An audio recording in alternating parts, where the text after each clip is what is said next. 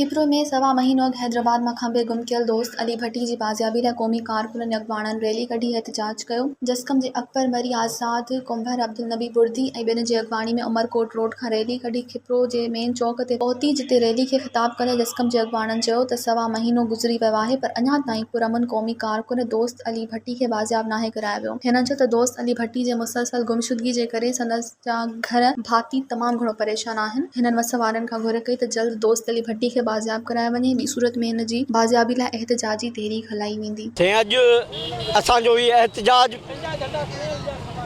खंबे गुम कियल असांजे क़ौमी कारकुन दोस्त अली भट्टी, जंहिंखे 37 ॾींहं थिया आहिनि, हिन रियासती इदारनि जे तरफ़ां रियासत जे नामनियाद कानून नाफ़िज़ कंदड़ इदारनि जे तरफ़ां राति जी ऊंदाहीअ में गन पॉइंट ते खणी खंबे गुम कयो वियो आहे।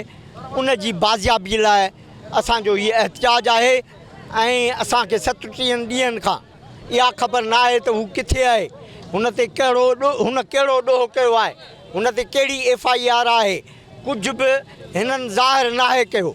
असां चऊं था रियासत माण्हुनि जी हिफ़ाज़त जे लाइ हूंदी आहे, पर हिते जॾहिं रियासत जा कानून नाफ़िज़ कंदड़ इदारा ख़ुदि धाड़ेवाल बणिजी माण्हुनि खे खणी अगवा कनि त पोइ असां वटि ॿियो रस्तो कोन थो बचे। असां सिंध जे माण्हुनि खे, असां सिंध मां जेके खंबे गुम कियल क़ौमी कारकुन आहिनि, उन लाइ सिंध जे माण्हुनि खे अपील था कयूं त ख़ुदारा हिननि नौजवाननि सां गॾु बीही करे उन्हनि खंबे गुम कियल माण्हुनि जी बाजियाबी जे लाइ आवाज़ु उथारियो ऐं हिन आवाज़ खे सगारो कयो जीअं असां पंहिंजे नौजवाननि खे आज़ादु कराए सघूं। इन खां जेके क़ौमी कारकुन दोस्त अली भट्टी आहे उहो माना खंबियो वियो आहे।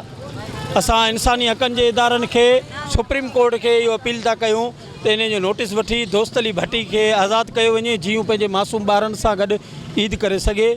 ॿी सूरत में असां हीउ एहतजाज पंहिंजो जारी रखंदासीं जेसीं असांजो प्यारो दोस्त अली भट्टी आज़ादु नथो थिए। पैदल मार्च असांजे क़ौमी कारकुन मोहतरम दोस्त अली भट्टी जी आज़ादी लाइ हुयो, जंहिंखे 37 ॾींहंनि खां वठी अगवा करे अलाए किथे गुम कयो वियो आहे।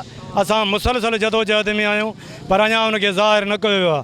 असां आला इख़्तियारनि खां, चीफ जस्टिस खां, इंसानी हक़नि जे नुमाइंदनि खां, UNA खां, अक़वाम मुतहदा खां इहा पुरज़ोर घुर था कयूं त हिकु इंसान खे खणी गुम करणु किथां जो कानून आहे ऐं उन ते नोटिस वठी पाकिस्तानी रियासत जे मथां इहो दबाव विधो वञे त उहो क़ौमी कारकुननि खे आज़ादु करे ऐं खंभण गुम करण जो सिलसिलो बंदि करे। मज़ीद ख़बरनि ऐं तफ़सीलात लाइ विज़िट कयो असांजी वेबसाइट www.awamiNewsHD.com ऐं ॾिसंदा रहो अवामी न्यूज़ HD।